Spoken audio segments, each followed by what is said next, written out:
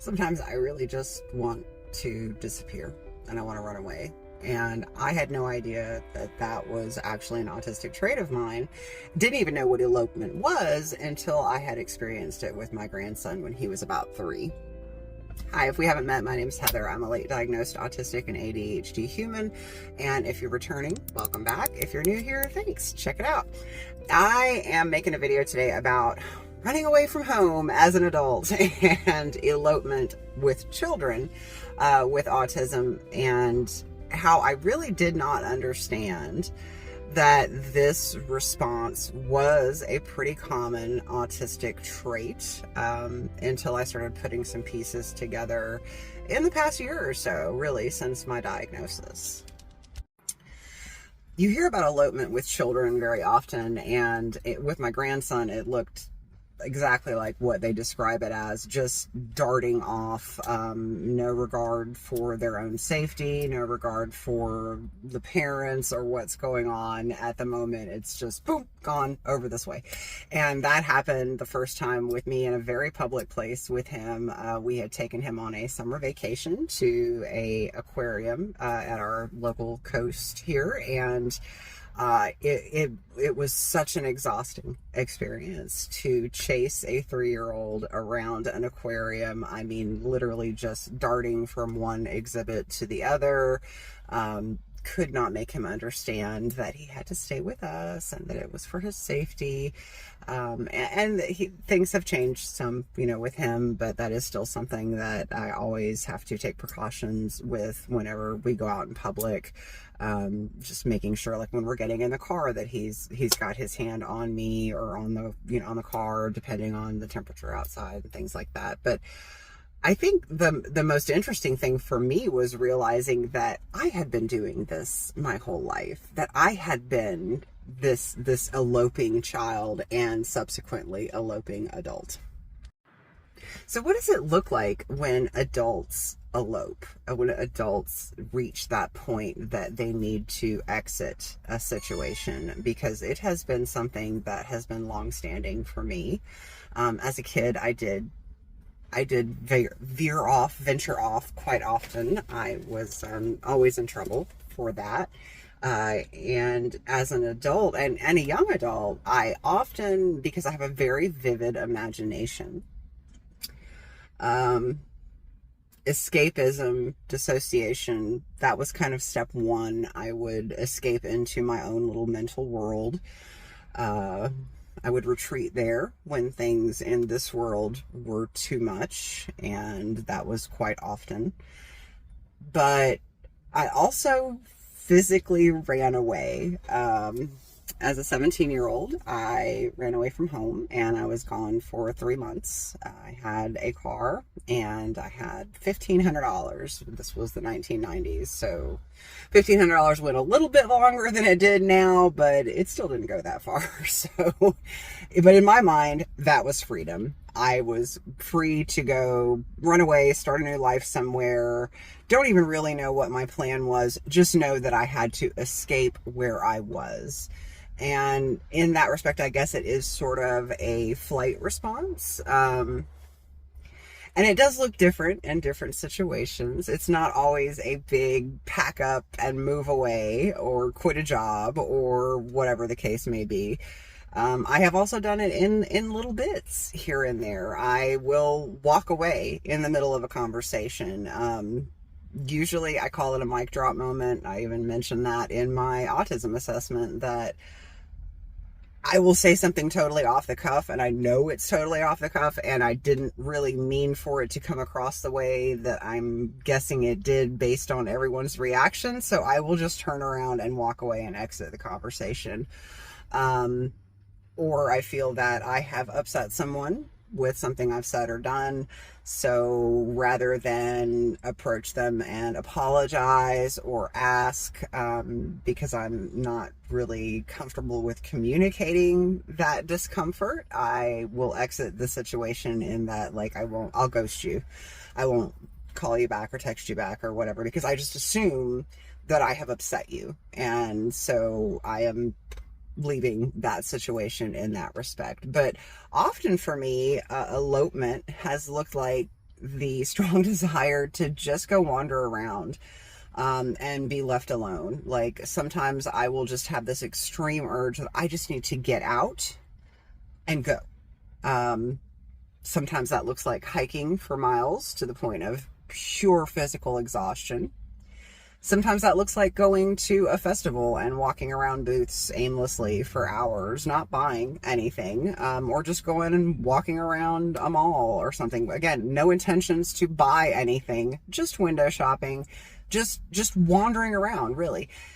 And the thing is, I don't want anyone with me when I do this. I need to be alone. This is my escape. I need to escape into the freedom of my aloneness, of my ability to process, because it does take me a lot of alone time to process sometimes. And that, I think, is an escape mechanism to allow me that extra time to process.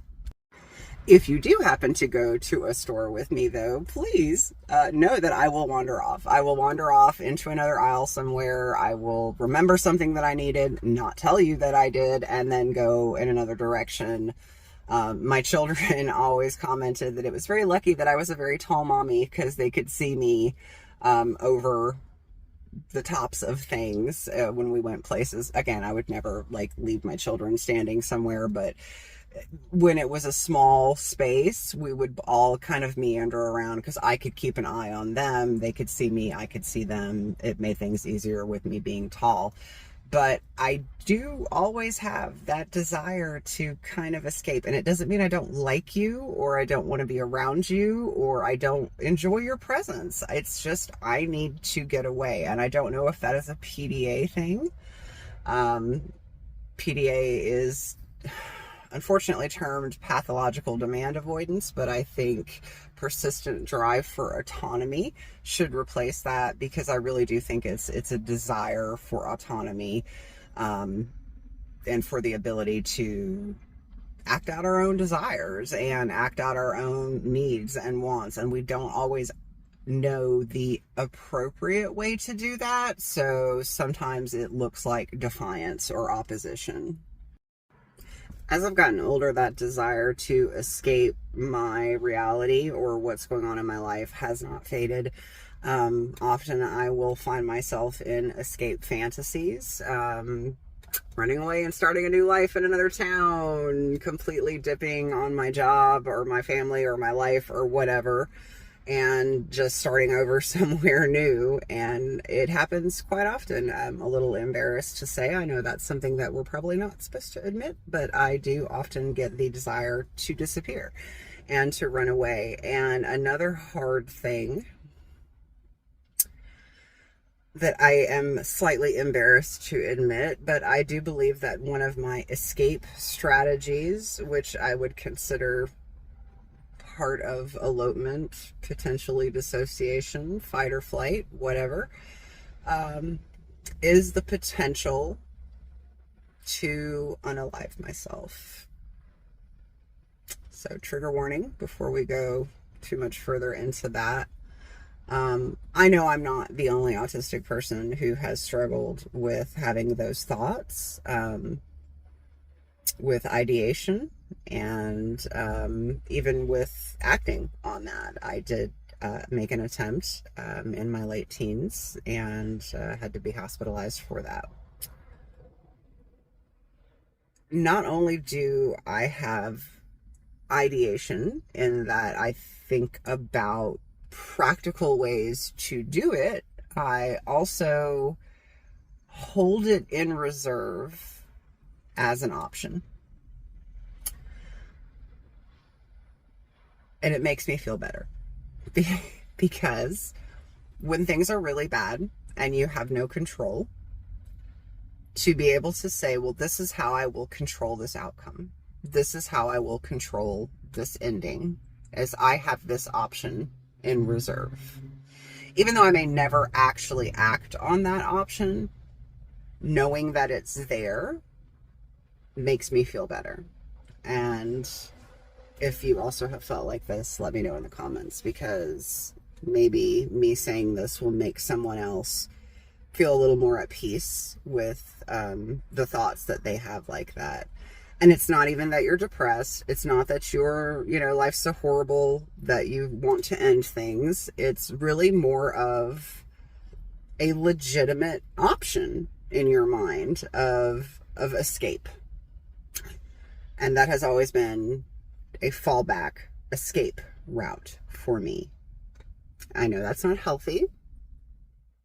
I never said I was mentally well, but it's always been something that has kind of been in my back pocket as an option for escape. That if things are just too terrible to bear, if I can no longer make it through, that escape plan is there.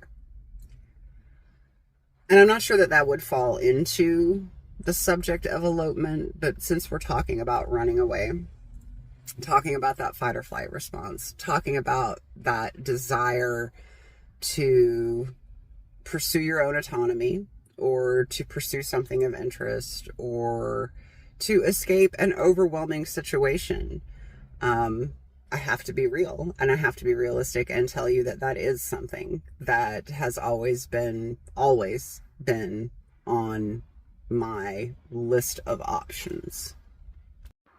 Would I actually carry through with that?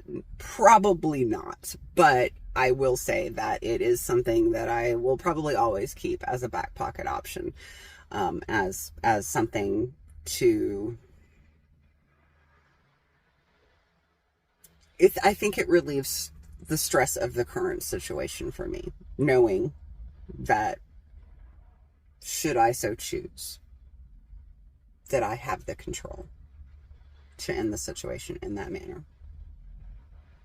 Again, I'm not saying that that's healthy. Please do not take that as an example of something that you should do or a recommendation or anything of that nature. I am explaining to you a difficult thing that I deal with, because I think that maybe you could also relate to this, that this might be a back pocket option for you as well. But all in all, sometimes things are just too much, and the idea of escaping, of eloping, of being able to just walk away from it all is still something that I fight all the time. And with my very vivid imagination and very rich internal world, it is also something that I have to fight very hard not to dissociate and to stay present, because it is very easy for me to just isolate and slip into that world and elope, essentially, fight or flight in that manner, which I believe is what led to my shutdown and burnout, my complete collapse that I am still recovering from, was that I felt I had no options for escape. I felt that very small and very trapped in my trauma and very much isolated, and my body and my brain shut me down completely, because that's what we do. That's what your nervous system does, right? Like it will try to fight first, and if it can't fight, it'll fawn. That doesn't work, it'll try to run away. And if none of those options work, it'll play dead. It'll freeze. And so in a way, I think eloping is a healthy coping mechanism, but a dangerous one, especially when it's children, because more children are harmed from eloping, from drowning, from accidents, from things like that, because they have just taken off and run off somewhere, than any other reason. So eloping is a very serious issue that children with autism deal with, but it is also something that adults with autism deal with as well. So if this is your first time joining me, I would love to hear if you've ever had any eloping experiences as an adult, if you can relate to any of the things that I said in this video, or if it's all just crazy me, which I'm learning that none of my experiences are solo experiences, that pretty much you guys have somebody out there's been through the same thing. Maybe not in the exact same way, but somebody else out there has been through it. So that's why I talk about these crazy things that feel like just me experiences, because I know they're not. I know that one of you out there has been through the same thing, had these same thoughts. So if that's you, let me know in the comments. If you would like to hear more about my escape from reality at 17 and my adventures of living on the road, let me know. I'll make a video about that too. Because it was a very interesting adventure for a 17-year-old autistic girl who had no idea that she was autistic. But I appreciate you joining me today, and I appreciate you listening to my thoughts and my ramblings on autistic elopement and my experiences, and I hope that you join me for the next one. Thank you. Love you. Bye.